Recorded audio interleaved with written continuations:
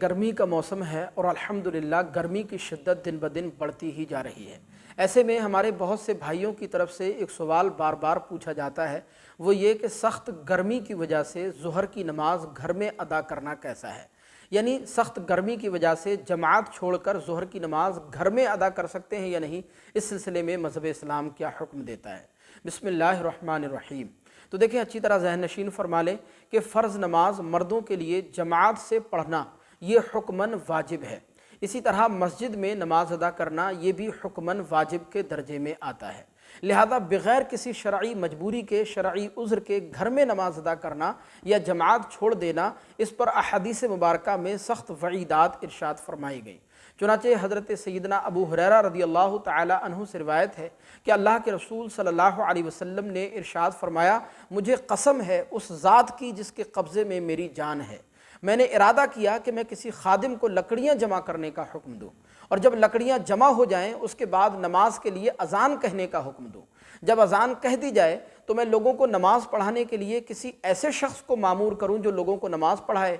फिर मैं उन लोगों की तरफ निकलूँ जो बग़ैर किसी शरई मजबूरी के, बग़ैर किसी शरई उज़्र के जमात तर्क कर देते हैं, मस्जिद नहीं आते, जमात छोड़ देते हैं, जमात से नमाज अदा नहीं करते। बल्कि एक रिवायत के अल्फाज हैं, हुजूर फरमाते हैं कि मैं ऐसे लोगों की तरफ जाऊं जो नमाज में हाजिर नहीं होते और मैं उनके घरों में आग लगा दूं। यानी जो मस्जिद छोड़कर, जमात छोड़कर अपने घरों में नमाज अदा करते हैं, मेरा दिल चाहता है कि उनके घरों में आग लगा दी जाए। अल्लाहु अकबर।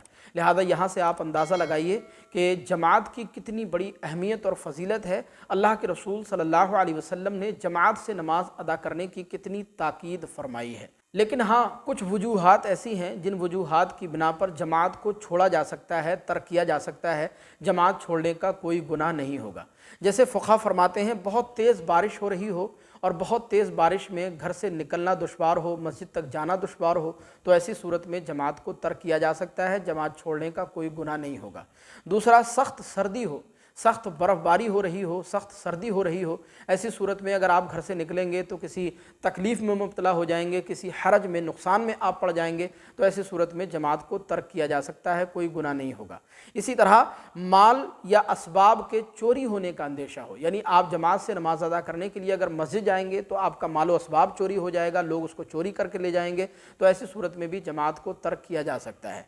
इसी तरह मस्जिद तक जाने में किसी दुश्मन के मिल जाने का ख़तरा हो कि आप मस्जिद तक जाएंगे, रास्ते में कोई दुश्मन मिल जाएगा जो आप पर हमलावर हो सकता है, आपको नुकसान पहुंचा सकता है, तो ऐसी सूरत में भी जमात को तर्क किया जा सकता है। इसी तरह बहुत तेज़ आंधी चल रही हो, बहुत सख्त आंधी चल रही हो, या रात की तारीकी बहुत ज़्यादा हो, अंधेरा बहुत ज़्यादा हो, रास्ता भी जो है ठीक ना हो, सख्त कीचड़ हो रास्ते में और मस्जिद तक जाना नहायत ही दुश्वार हो, तो ऐसी सूरत में भी जमात को तर्क किया जा सकता है, जमात छोड़ने का कोई गुनाह नहीं होगा।